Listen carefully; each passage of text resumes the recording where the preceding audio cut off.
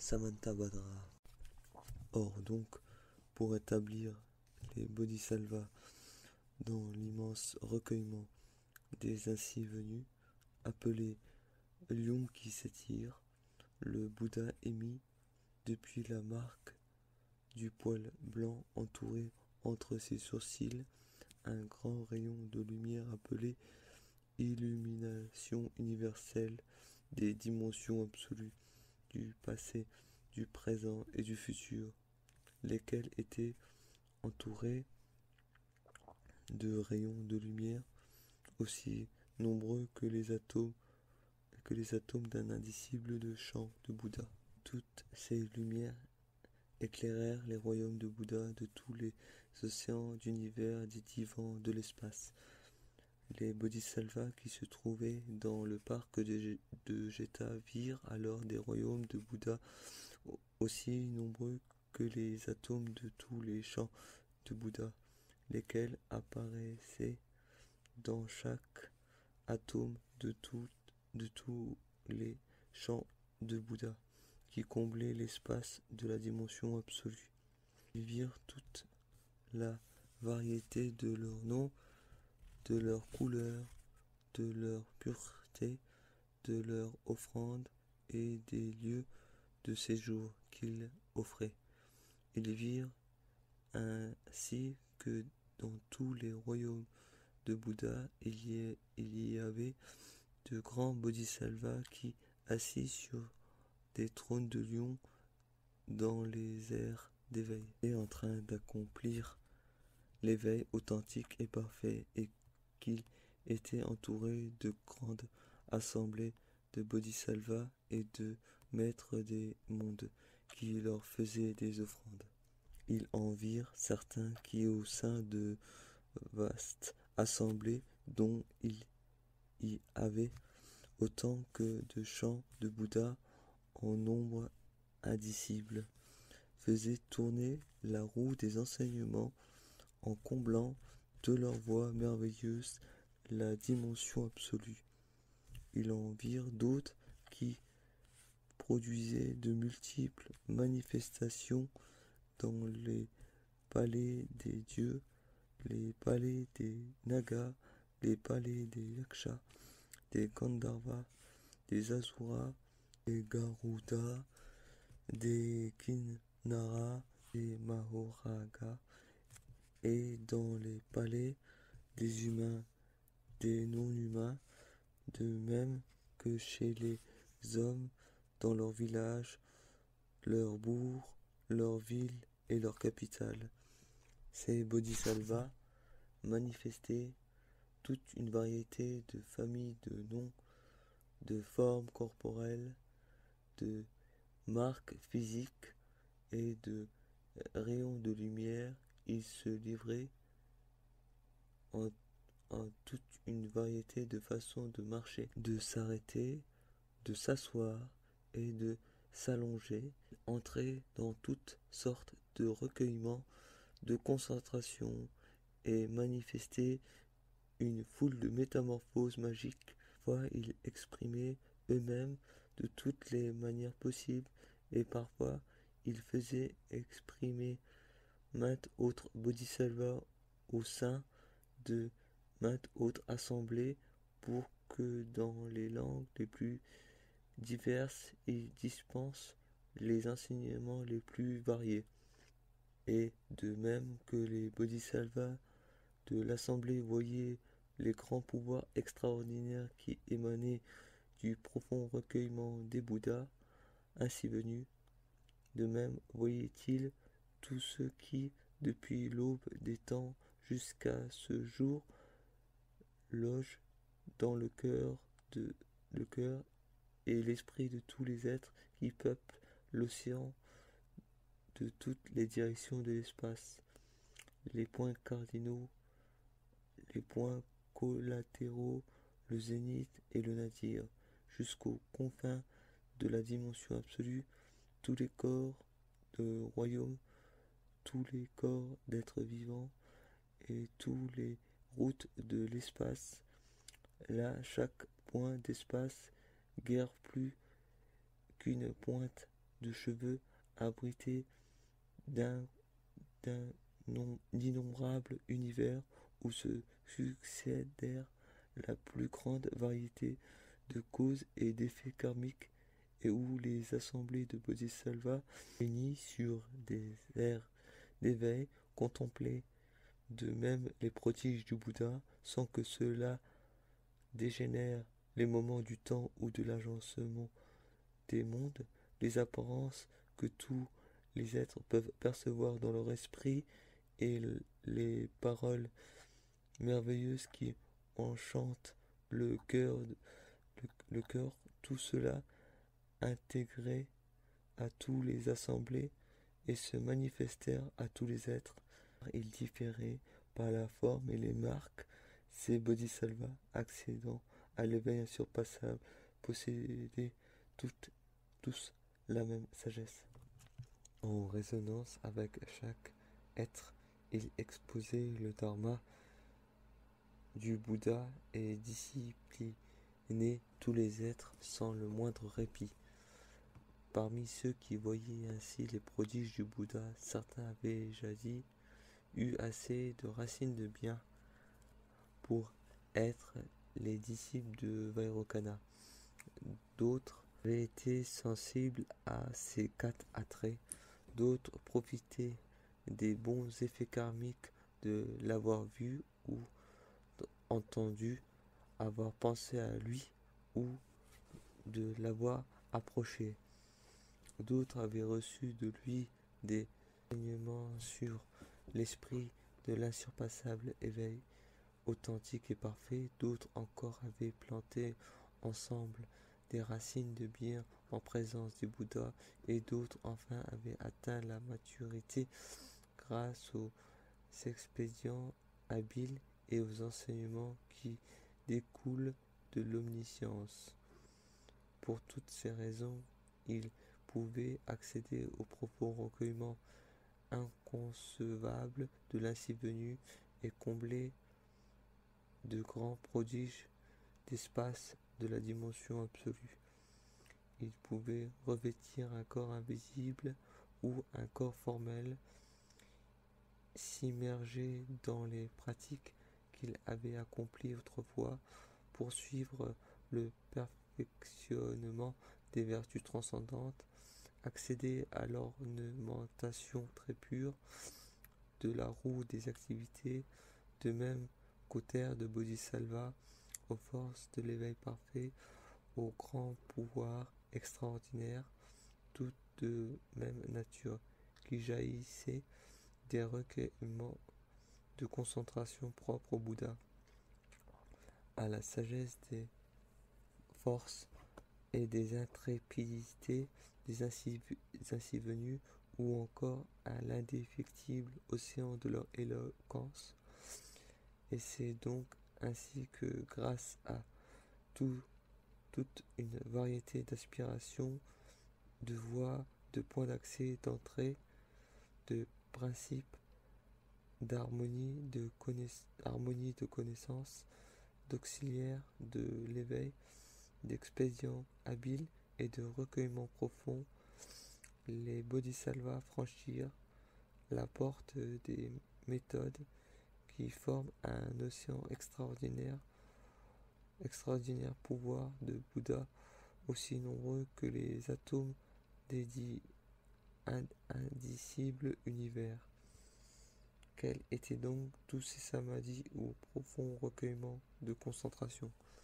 Le samadhi de l'ornementation universelle de la dimension absolue, le samadhi de l'illumination universelle des indéfectibles mondes d'objets du passé, du présent et de l'avenir, le samadhi du rayonnement lumineux de la sagesse qui connaît l'indivisibilité de la dimension absolue, le samadhi de l'accès à l'immuable objet des ainsi venus, le samadhi de l'illumination universelle de l'espace illimité, le samadhi qui donne accès aux forces de l'ainsi venu, le samadhi du Bouddha dont l'intrépide courage diligente toute ornementation. le samadhi de la tourbillonnante matrice de toutes les dimensions absolues, le samadhi comparable à la lune qui révèle toutes les dimensions absolues pour d'une voix que rien n'arrête, y donne des grands enseignements. Le samadhi des rayons de lumière qui purifient toutes choses, le samadhi de la bannière de victoire en soi indéfectible, du souverain des enseignements, le samadhi qui permet de voir tous les océans des Bouddhas au sein de chaque objet, le samadhi qui permet de manifester des corps dans tous les mondes ordinaires, le samadhi qui donne accès à d'indivisibles sphères des corps de l'ainsi venu, le samadhi qui a pour noyau la grande compassion, tournant au gré de chaque monde, le samadhi qui permet de reconnaître que rien ne laisse de traces, le samadhi où l'on connaît l'ultime extinction de toute chose dans la paix, le samadhi où il est possible de manifester des métamorphoses dans tous les mondes, même si elles n'existent pas réellement, le samadhi qui permet d'accéder à tous les univers, le samadhi de l'ornementation de l'éveil authentique et parfait dans tous les champs de Bouddha, le samadhi de la concentration des diverses apparences qui revêtent tous les maîtres des mondes, le samadhi qui permet de contempler sans obstacle toutes les sphères peuplées d'êtres vivants, le samadhi de la mer qui peut engendrer tous les ainsi venus, le samadhi qui permet de pratiquer pour entrer dans la voie des qualités de tous les océans de Bouddha, le samadhi qui permet de manifester des métamorphoses dans chaque monde d'objets jusqu'à la fin des temps futurs, le samadhi qui permet d'accéder à l'océan des existences antérieures de tous les ainsi venus, le samadhi qui permet de préserver toutes les lignées d'ainsi venus jusqu'à la fin des temps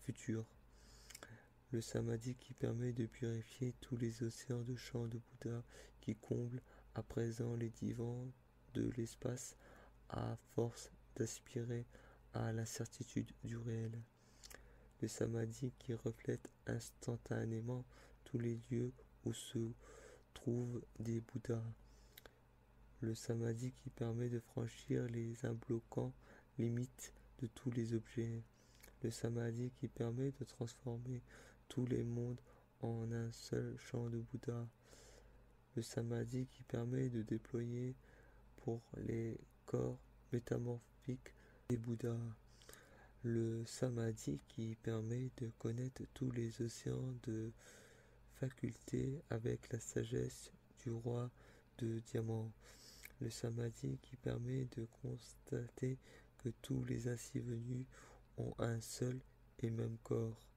le samadhi qui permet de savoir que tous les modes de la dimension absolue se trouvent contenus dans un seul instant de conscience, samadhi qui permet de manifester le nirvana dans tous les immenses royaumes de la dimension absolue, le samadhi qui permet de s'établir à la cime, le samadhi qui permet de manifester toute une variété de corps d'êtres animés dans tous les champs de Bouddha, le samadhi de l'accès à la sagesse de tous les Bouddhas, le samadhi qui permet de connaître l'essence et les attributs de tous les phénomènes, le samadhi qui permet de connaître instantanément les choses du passé, du présent et de l'avenir, le samadhi qui permet de manifester d'instant en instant le corps de la dimension absolue,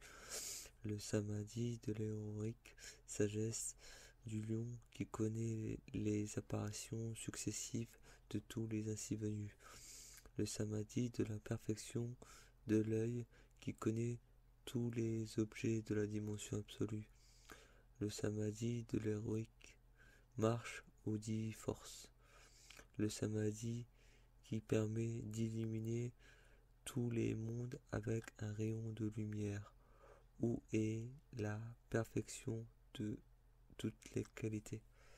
Le samadhi de l'inébranlable matrice.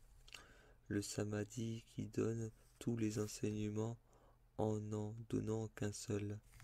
Le samadhi qui dispense des explications détaillées sur un enseignement dans toutes les langues. Le samadhi qui enseigne la non-dualité de tous les Bouddhas. Le samadhi qui permet de voir qu'il n'y a pas de limite entre le passé, le présent et le futur. Le samadhi de la sagesse qui sait qu'il n'y a pas de différence entre les airs cosmiques.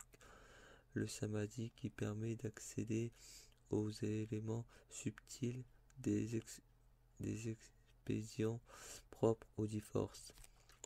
Le samadhi qui permet d'accomplir toutes les activités des bodhisattvas sans interruption pendant toutes les ères. Le samadhi qui permet de manifester des corps dans toutes les régions de l'espace. Le samadhi de la réalisation de l'éveil authentique et parfaite dans les prodiges de la dimension absolue. Le samadhi de la stabilisation de toutes les sensations. Le samadhi qui permet de déployer tous les ornements pour emparer l'espace. Le samadhi qui permet de déployer à chaque instant des nuées de corps métamorphoriques en nombre égal à celui des êtres. Le samadhi du clair de lune dans le ciel pur de l'ainsi venu. Le samadhi qui permet de voir constamment que l'espace est constellé d'ainsi venu. Le samadhi qui dévoile les ornements de tous les Bouddhas. Le samadhi de la lampe qui éclaire le sens de tous les enseignements. Le samadhi qui illumine la sphère d'activité des 10 forces. Le samadhi de l'éclat de la bannière de victoire de tous les Bouddhas du passé, du présent et de l'avenir. Le samadhi de l'unique matrice et des mystères de tous les Bouddhas. Le samadhi qui permet de parachever tout ce que l'on fait à chaque instant.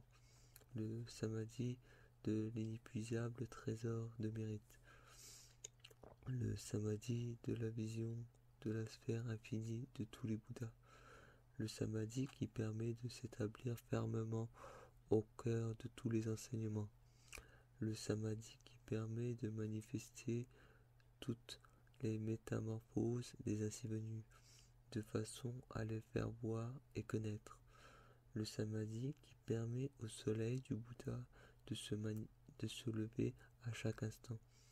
Le samadhi qui permet de connaître en une journée tous les enseignements du passé, du présent et de l'avenir. Le samadhi de la proclamation universelle de l'extinction dans la paix, en tant qu'essence de toute chose. Le samadhi de la vision des puissants prodiges de tous les Bouddhas. Le samadhi de l'épanouissement du lotus de la dimension absolue. Le samadhi qui permet de voir que, comme l'espace, rien n'occupe de lieu particulier.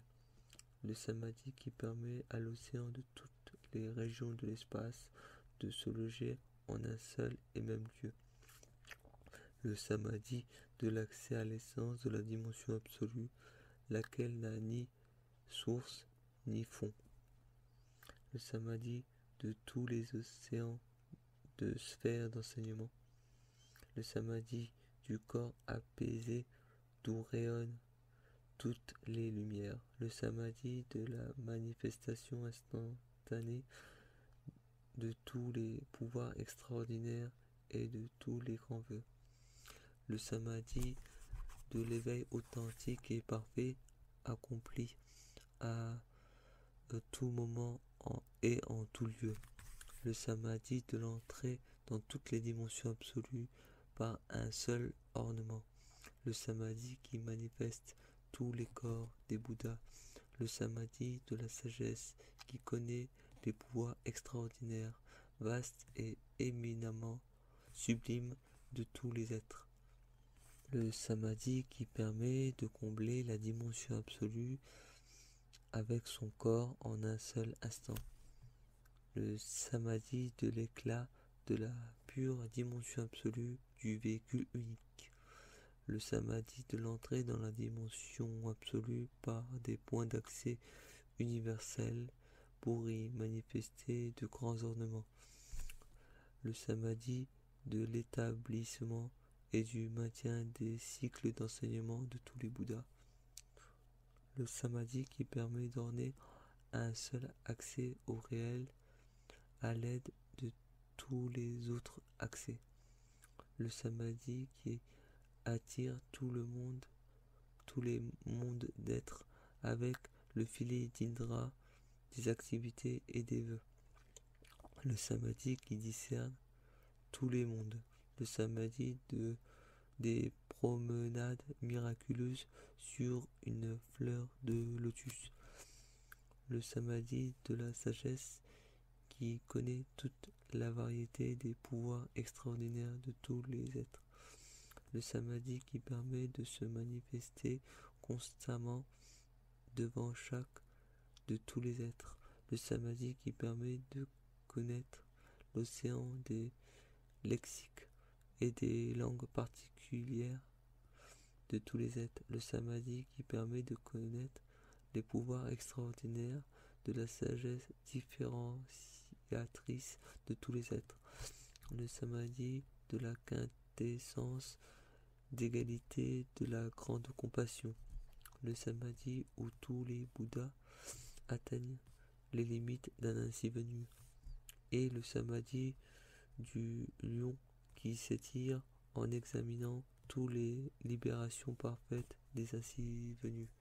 C'est ainsi que par ces recueillements de concentration, aussi nombreux que les atomes d'un indicible de champ de Bouddha, les bodhisattvas accédèrent à l'océan des métamorphoses nés des recueillements dont l'ainsi venu Vairocana comble tous les mondes à chaque instant. Tous les bodhisattvas se trouvèrent alors doués des pouvoirs extraordinaires de la grande sagesse. Établis dans les terres sublimes, ils étaient perspicaces, incisifs, puissants, et l'immensité de leur sagesse leur permettait de contempler toutes choses. Jetant de toutes les lignées de la connaissance, ils faisaient constamment l'expérience concrète de l'omnisciente sagesse. Ayant acquis l'œil de la sagesse dégagé de la thé de l'ignorance, ils étaient les pilotes de tous les êtres. À l'exemple des Bouddhas, rien ne leur inspirait une fiction discriminante. Ils réalisèrent la nature des mondes d'objets et sûrs que naturellement éteints dans la paix, les mondes ne reposent sur rien. Ils se rendirent dans tous les royaumes de Bouddha sans attachement pour aucun. Ils purent analyser toutes choses sans se fixer sur aucun. Et même s'ils avaient leur entrée dans tous les palais du Dharma, ils ne venaient de nulle part. Ils instruisaient tous les êtres ordinaires, les firent mûrir et les disciplinèrent en manifestant partout des lieux sûrs à leurs usages. Donnant à la connaissance et aux libérations, ils se tenaient constamment en corps de sagesse hors de la portée du désir. Par-delà l'océan des existences, ils montraient la limite du réel, le rayonnement parfait, et leur sagesse mettait toutes les choses en lumière, tandis qu'ils restaient inébranlables dans leur profond recueillement, en gardant constamment la plus grande compassion pour tous les êtres. Ils savaient que tous les enseignements sont pareils à des illusions magiques, que tous les êtres vivants sont comparables aux personnes que l'on voit dans les rêves, que tous les ainsi venus sont analogues à des ombres, que tous les sons et tous les voix ne sont que des échos, que tous les éléments du réel sont des simulacres, mais ils savaient aussi accumuler les activités et les vœux les plus éminemment sublimes. La perfection de la connaissance leur permit d'agir suivant les méthodes les plus pures, au comble du silence et de la paix. Leur esprit accéda à tous les objets du contrôle général. Fort de tous les recueillements, il était courageux et intrépide, doté de l'œil clair de la sagesse primordiale. Ils firent corps avec les limites de la dimension absolue et arrivèrent là où toutes les réalités sont introuvables. Méditant sur l'océan infini de la connaissance, ils atteignirent l'ultime rivage de la sagesse transcendante. Captivés par la connaissance transcendante, ils s'introduisirent dans tous les mondes, vulgaires, en usant de transcendants pouvoirs extraordinaires, et le recueillement transcendant leur accorda le contrôle parfait de leur esprit. La sagesse en rien pervertie leur fit comprendre le sens de toutes choses. La sagesse habile à discriminer leur permit d'ouvrir le trésor des enseignements, et la sagesse qui manifeste la réalisation d'en expliquer le sens mot à mot.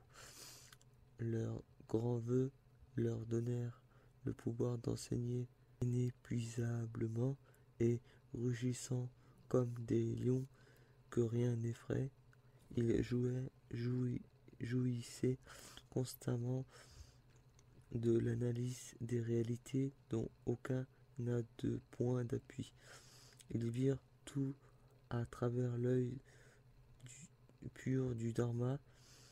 La lune immaculée de leur sagesse illumina la formation et la destruction des âges, et le rayonnement de leur sagesse et de leur connaissance firent la lumière sur la vérité absolue.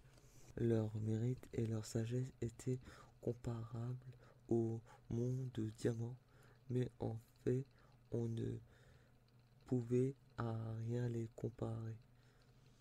Leur habileté à contempler toutes choses ne cessait d'étirer les racines de leur connaissance. Leur courageuse diligence venait à bout de tous les démons.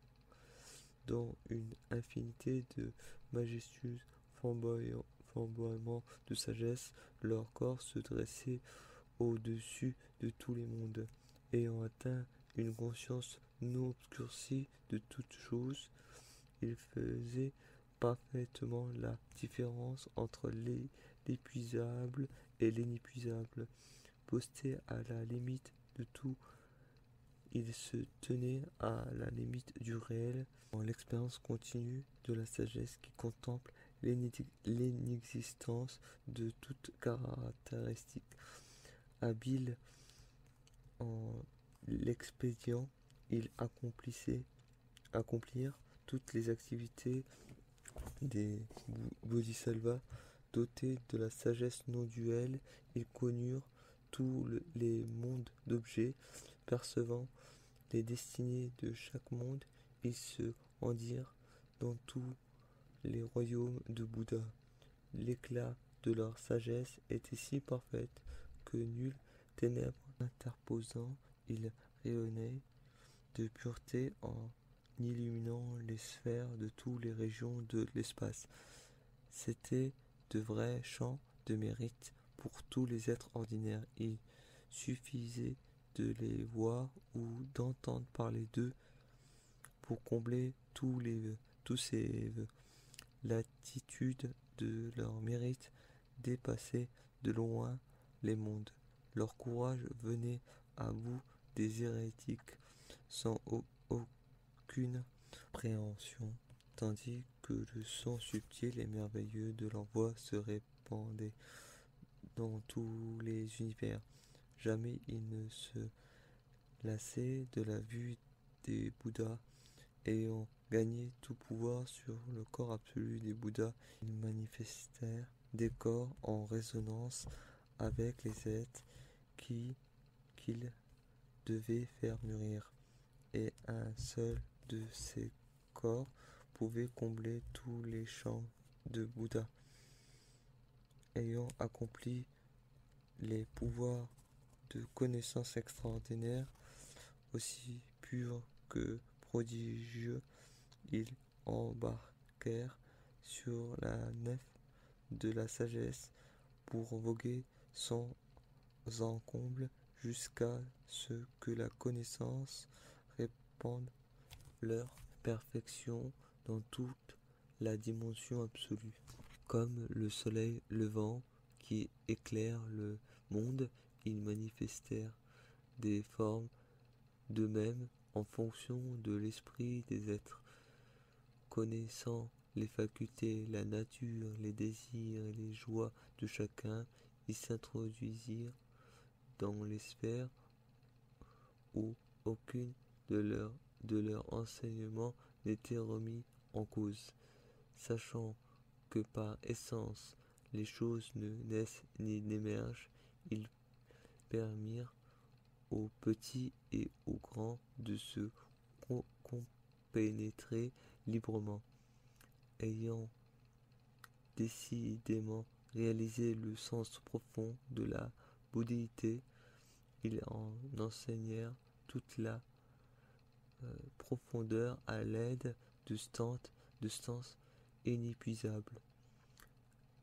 Une seule strophe leur suffisait pour exposer tous les océans de sutras. Ils gagnèrent le corps des formules de mémoire de la grande sagesse et jamais n'oublièrent ce qu'ils avaient reçu. En un instant, ils purent se rappeler l'histoire d'innombrables ères cosmiques. En un instant, ils assimilèrent les connaissances de tous les êtres du passé, du présent et de l'avenir. À jamais porteurs de toutes les formules de mémoire, ils en enseignèrent l'infini des océans d'enseignement du Bouddha, faisant constamment tourner la roue du Dharma, irréversible et pure. Ils permirent à chaque être d'engendrer sagesse et connaissance.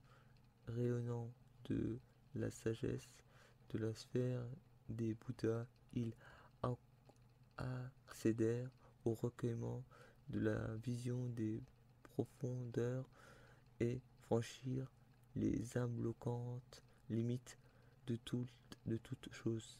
Puissant et libre du fait de la sublime sagesse qui connaît toute chose, ils purifièrent les ornements de toutes les sphères et accédèrent à toutes les dimensions absolues des vivants de l'espace en honorant tous les lieux de leur présence.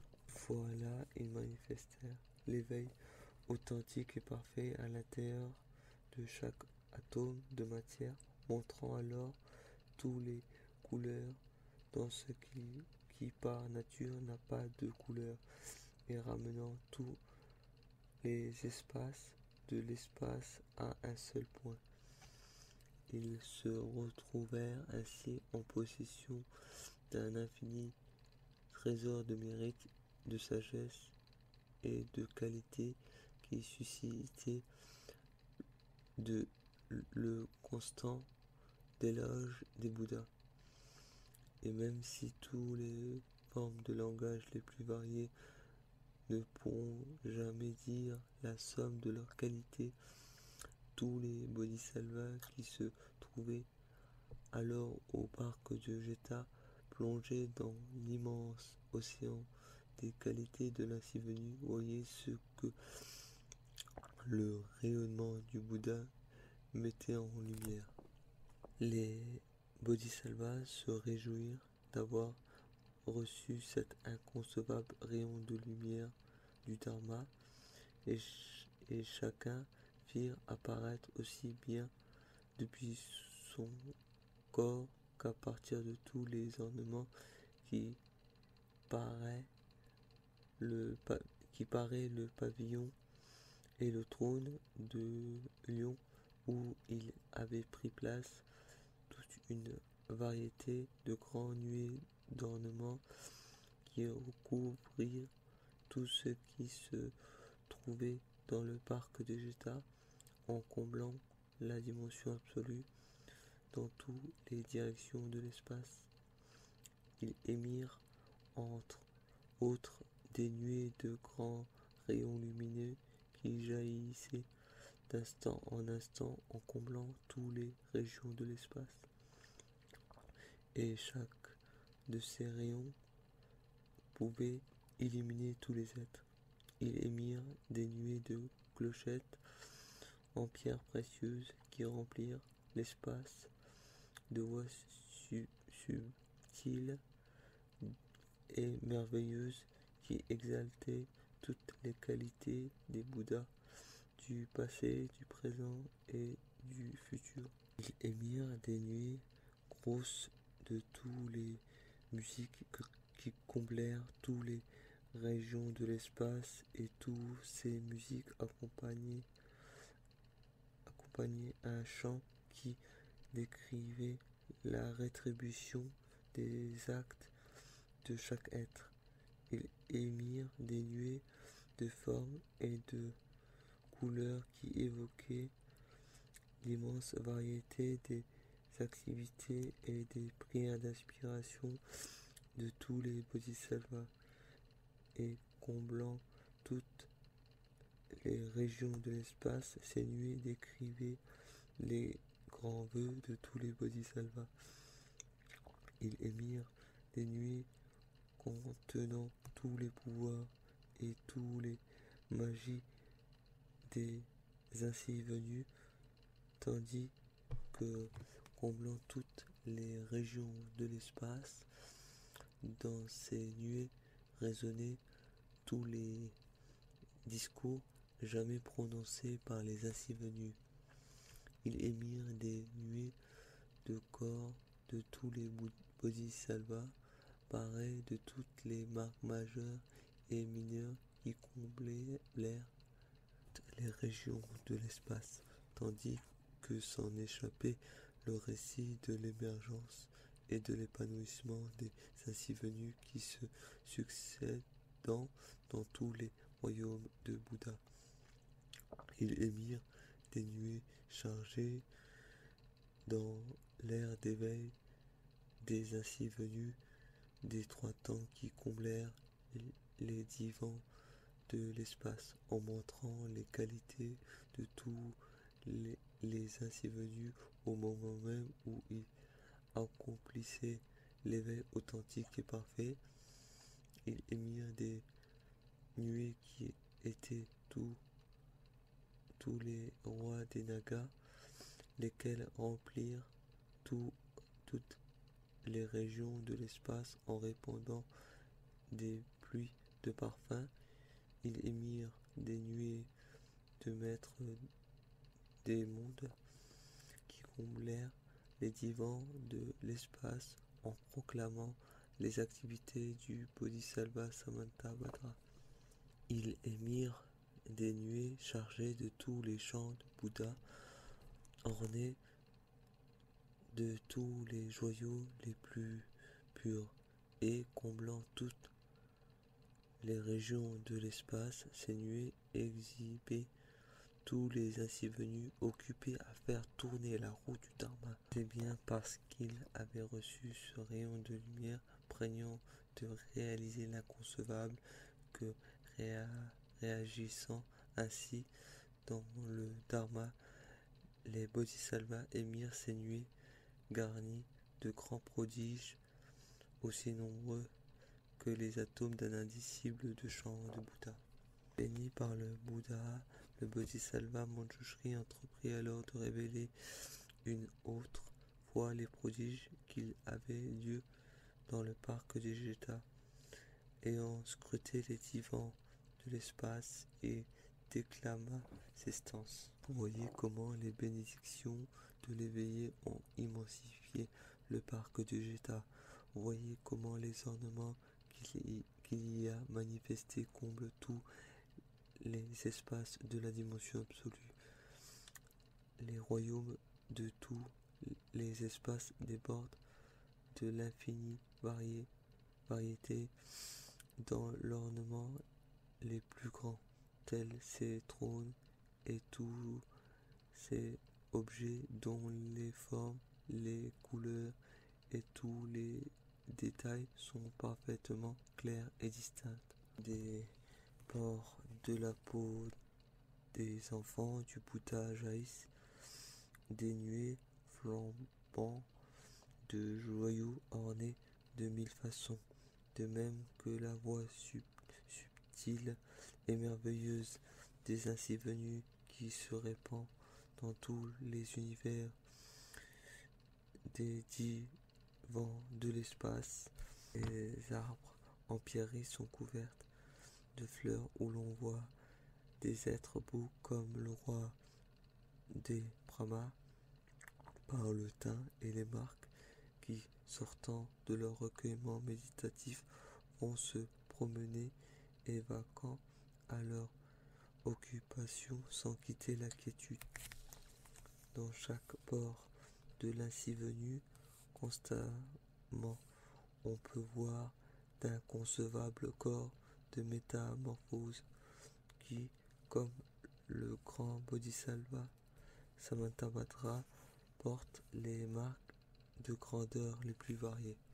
Des ornements qui flottent au-dessus du parc de Jeta jaillissent, des voix extraordinaires qui proclament les océans de qualité accomplis par les bodhisattvas des trois temps. Les arbres de pierreries précieuses du parc de Jeta émettent les sons merveilleux d'innombrables voix. Explique dans tous les détails l'immense variété des océans d'actes que tous les êtres accomplissent. Dans tous les objets qu'abrite le parc, on peut voir tous les Bouddhas du passé, du présent et de l'avenir, dont chacun déploie autant de prodiges qu'il y a d'atomes dans les océans d'univers des divans de l'espace, aussi nombreux que les atomes de tous les océans d'univers. Les royaumes qui peuplent toutes les régions de l'espace, paraissant dans le moindre port de l'ainsi venu, et révèlent les configurations parfaites de leurs ornements. Les Bouddhas que l'on peut voir dans tous ces ornements, aussi nombreux que les êtres qui peuplent tous les mondes, émettent chacun de grands rayons de lumière adaptés à chaque catégorie d'être pour l'aider à la perfection. Parfums, flammes, fleurs et trésors de joyaux forment des nuées d'ornements éminemment merveilleux, dont il n'est une seule qui occupe l'espace tout entier, en comblant tous les royaumes dans toutes les directions. Arrêt de somptueux ornements, les airs d'éveil des Bouddhas de tous les temps et de tous les espaces exhibent chacune leur couleur et leur forme dans chaque détail du parc et des jardins. Tous ces Samantabhadra, ces enfants du Bouddha, de même que leurs champs ornés pendant 100 000 océans d'air, sont aussi nombreux que les êtres sont nombreux. mais il n'en est pas un seul qui ne soit visible en ce jardin. Illuminés par le radieux recueillement du Bouddha, les bodhisattvas y étaient tous entrés à leur tour. Chacun d'eux trouva de ce fait autant de points d'accès à la grande compassion qu'il y a d'atomes dans un disciple du chant de Bouddha. Et chaque bodhisattva aidait et apaisait tous les êtres. De chacun de ces pores, il faisait jaillir autant de rayons de lumière qu'il y a d'atomes dans un indicible du chant de Bouddha. Et chaque rayon de lumière se transformait en autant de bodhisattvas qu'il y a d'atomes dans un indicible de chant de Bouddha. Ces bodhisattvas avaient l'apparence de seigneurs des mondes, passés à la tête de tous pour visiter toutes les dimensions absolues des divans de l'espace en recourant aux expédients les plus variés pour instruire les êtres et les discipliner.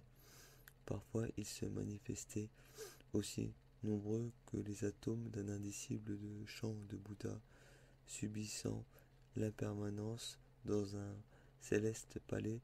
Parfois, ils se manifestaient aussi nombreux que les atomes d'un indicible de chant de Bouddha, subissant une naissance comme n'importe lequel de tous les êtres. Parfois, ils se manifestaient aussi nombreux que les atomes d'un indicible de chant de Bouddha, en train de se livrer à l'une ou l'autre de toutes les pratiques des bodhisattvas. Parfois, ils se manifestaient aussi nombreux que les atomes d'un indicible de chant de Bouddha, en train de décrypter les rêves. Parfois, ils se manifestèrent aussi nombreux que les atomes d'un indicible de chant de Bouddha, en train de former les grands vœux de tous les bodhisattvas. Parfois, ils se manifestaient aussi nombreux que les atomes d'un indicible de chant de Bouddha, en train de faire trembler un monde. Parfois, ils se manifestaient aussi nombreux que les atomes d'un indicible de chant de Bouddha, en train de concevoir un monde. Parfois, ils se manifestaient aussi nombreux que les atomes d'un indicible de chant de Bouddha, en train de donner naissance à un monde bien visible. Parfois, ils se manifestaient aussi nombreux que les atomes d'un indicible de chant de Bouddha, en train de pratiquer la dana paramita, ou générosité transcendante. Parfois, ils se manifestaient aussi nombreux que les atomes d'un indicible de chant de Bouddha, en train de pratiquer la sila paramita, ou discipline transcendante, laquelle consiste à exercer les vertus de tous les ainsi venus, en se livrant aux ascèses les plus variées. Parfois, ils se manifestaient aussi nombreux que les atomes d'un indicible de chant de Bouddha, en train de pratiquer la kashti paramita, ou patience transcendante, laquelle consiste à se faire couper les membres un par un sans brancher. Parfois, ils se manifestaient aussi nombreux que les atomes d'un indicible de chant de Bouddha, en train de pratiquer la virya paramita, ou vigilance transcendante, en déployant les grands prodiges des bodhisattvas. Parfois, ils se manifestaient aussi nombreux que les atomes d'un indicible de chant de Bouddha, en train de pratiquer les concentrations, recueillement, absorption et libération propres à tous les bodhisattvas. Parfois, ils se manifestaient aussi nombreux que les atomes d'un indicible de chant de Bouddha, en train de rayonner de sagesse dans la perfection de la voie des Bouddhas. Parfois, ils se manifestent aussi nombreux que les atomes d'un indicible de chant de Bouddha, en train de rechercher les enseignements du Bouddha, en risquant d'innombrables fois leur vie pour en faire expliquer une simple strophe. Parfois, ils se manifestent aussi nombreux que les atomes d'un indicible de chant de Bouddha, en train d'approcher tous les Bouddhas pour les interroger sur tous les phénomènes sans jamais se lasser. Parfois ils se manifestaient aussi nombreux que les atomes d'un indicible de chant de Bouddha, en train de se rendre chez les êtres au moment opportun pour les faire mûrir en recourant aux expédients qui correspondent aux proportions de chacun et les établit dans les lumières de l'océan de l'omniscience. Parfois ils se manifestaient aussi nombreux que les atomes d'un indicible de chant de Bouddha, en train de montrer la force de leur mérite et de leur sagesse, en terrassant les démons et en contrôlant les hérétiques. Parfois ils se manifestaient aussi nombreux que les atomes d'un indicible de chant de Bouddha, en pleine sagesse, consistant à connaître tous les arts et les techniques. Parfois ils se manifestaient aussi nombreux que les atomes d'un indicible de chant de Bouddha, en pleine sagesse, consistant à connaître les particularités de chaque être. Parfois ils se manifestaient aussi nombreux que les atomes d'un indicible de chant de Bouddha, en pleine sagesse, consistant à connaître les particularités de chaque chose. Parfois ils se manifestaient aussi nombreux que les atomes d'un indicible de chant de Bouddha, en pleine sagesse, consistant à connaître les différents plaisirs de l'esprit de tout, de tous et de chaque être. Parfois ils se manifestaient aussi nombreux que les atomes d'un indicible de chant de Bouddha, en pleine sagesse, consistant à connaître les facultés, les actes, les émotions négatives et les proportions karmiques de tous les êtres.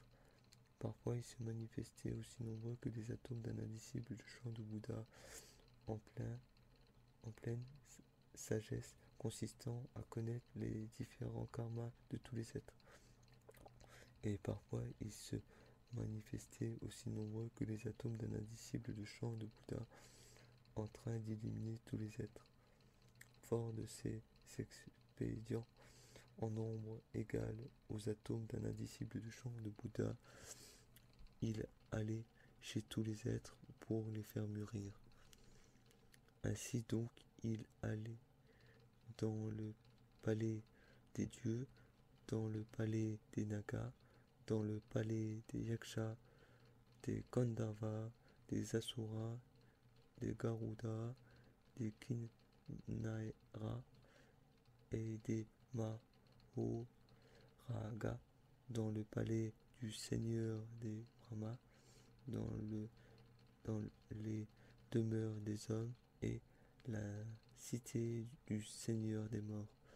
Il y allait chez les animaux, les esprits faméliques et les damnés des enfers. Là, il s'appliquait à l'égalité, dans la grande compassion, à l'égalité dans les grands vœux, à l'égalité dans la connaissance et à l'égalité dans les expédients qui permettent d'attirer tous les êtres.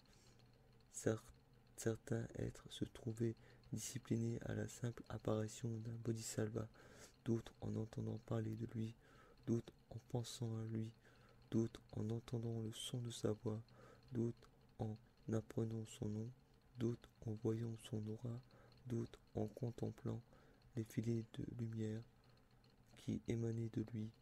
Conformément donc à ceux qui faisaient la joie des êtres, il se rendait auprès d'eux pour leur être utile. Enfants des Bouddhas, tous les bodhisattvas du parc de Jeta s'employaient à faire mûrir les êtres. Il leur arrivait de se manifester dans un pavillon couvert d'ornements, assis sur un trône de lion en pierre précieuse, dressé au milieu d'une aire d'éveil, entouré d'une assemblée et occupant tout ce qui pouvait se voir jusqu'aux limites des divans de l'espace, sans toutefois quitter le parc de Jeta où se trouvait l'ainsi venu.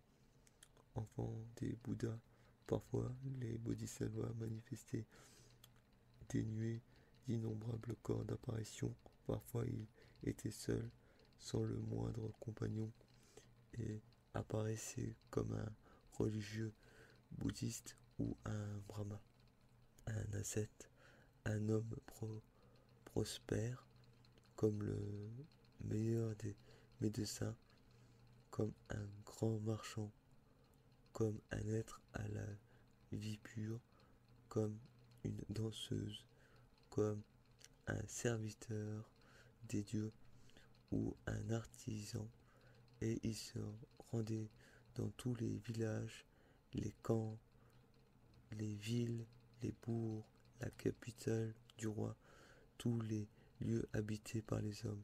Là, il s'accordait dans les objets qui lui correspondaient, et sous les aspects les plus variés, il se livrait aux activités les plus variées, prenant toutes sortes de voix et d'accents, discuter, raisonner, habiter les endroits les plus variés et reproduisait tous ces faits dans tous les mondes comme le filet d'Hydra pour s'adonner aux activités des bodhisattvas. Les bodhisattvas enseignaient aussi la pratique de toutes les techniques profanes et de toutes les connaissances en allumant lumière qui illuminait le monde.